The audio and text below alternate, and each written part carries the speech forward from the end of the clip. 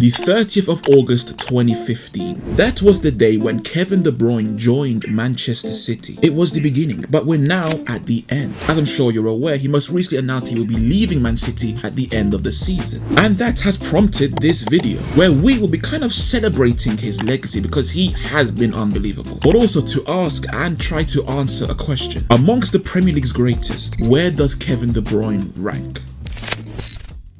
Now firstly, let's actually take a deep dive into De Bruyne's time in the Premier League, what he has accomplished. And just the Premier League, by the way. We're not focusing on the Champions League nor the FA Cup, it's just the league. And we'll start with the numbers. He still has a few games left to go, but he's currently on 282 games, 71 goals and 119 assists. And those assists put him at second on the all-time tally. But it should be noted, whilst Ryan Giggs, who is in first, does have more with 162, 43 more, Giggs also has 350 more games than the man, even when you take into consideration the eras that they both played in. Which, yeah, it's a lot easier to get an assist now. De Bruyne, for me at least, is still vastly the better playmaker, and that's not an insult. I see De Bruyne as the greatest playmaker in Premier League history. Now let's take a look at what he's won, and in that regard he's also doing very well. The man has won the league 6 times, including a 100-point season and 4 in a row. He's also been crowned the player of the season twice, which is tied for the most in league history. So yeah, this right here, what De Bruyne has crafted in his time at Manchester City, is a profile that is all time. The man is incredible. But of course the question is, exactly where does it take him in the all-time rankings? Now before I even started planning this video, I always believed for some time now he's top 10. And when I looked more into it, yeah, I still feel that way. In fact, I feel 1000%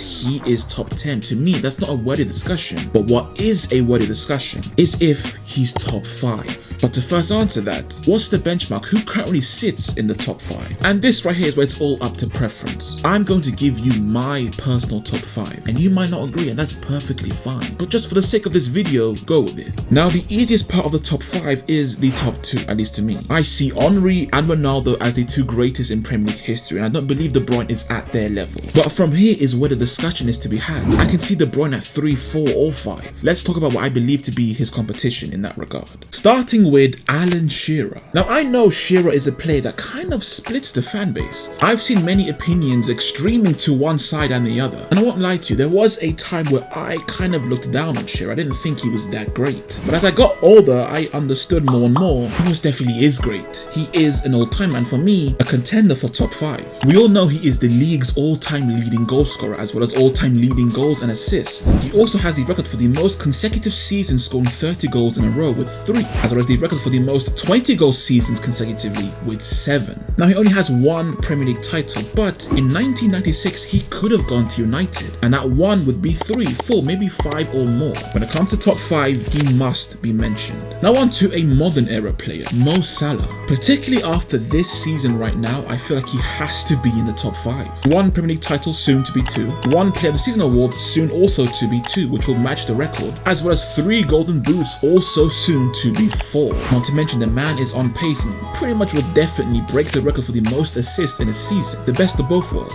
And to round out my top 5 is someone I think a lot of people disagree with, but it's just my opinion. I'd say John Terry. This man was a centre-back, a warrior that decided matches, as well as a 5-time Premier League winner. And in one of those wins in 05-06, they only conceded 15 Premier League goals, an unbreakable Premier League record. It will never be broken. He was the captain of that team. 214 clean sheets in 492 matches. And throughout his entire Premier League career, he's only ever had 6 errors that led to a goal. Just to put that into context, Virgil van Dijk, the man who I consider to be the 2nd best defender of all time for the Prem, also has 6 errors leading to a goal, but in far less games. And you may be asking, well, what about Ferdinand and Vidic? My issue with those two is that they had each other. Terry had Carvalho, who was great, sure, but he wasn't Ferdinand or Vidic. And most definitely Cahill wasn't Ferdinand or Vidic. So yeah, to me personally, I put John Terry in the top 5. But now we have to answer, where does Kevin De Bruyne go in all of this? Does he break into that top 5? Well, in my top 5, he most definitely does. Now we can go through all the numbers yet again that support that claim, but it's not just about the numbers. Personally, watching this man ever since 2015 with Manchester City, he has been by all accounts incredible. At times unparalleled. I've already mentioned, I see him as the greatest playmaker in Premier League history. He could face an iron wall but still be able to find that pass to break through. And actually, it's not just passing. His progressive carries, the dribbles he makes to go forward and get his team into a good position. Not to mention, he's also a goal-scoring threat, especially from range, deadly with set pieces. And also, when you rank players all time, you have to look at their consistency. For how long were they at the top? And for him, ever since 2015. I know this season has been rough, but prior to that, the man at his worst games was maybe a 7 out of 10. At his best, 11, 12 out of 10. There are those in Premier League history who can somewhat match his abilities, but not to the point of how consistent he was with those abilities.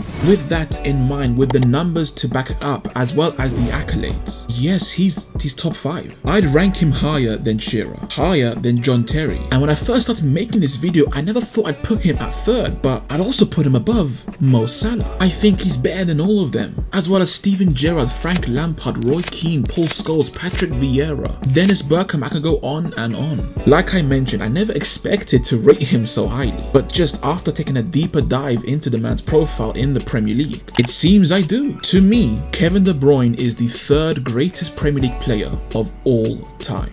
And that is the video. Let me know what you think. Where would you rank Kevin De Bruyne? Comment down below, like if you enjoyed, subscribe for more. I am the Football Enthusiast, and as always, take care of yourselves.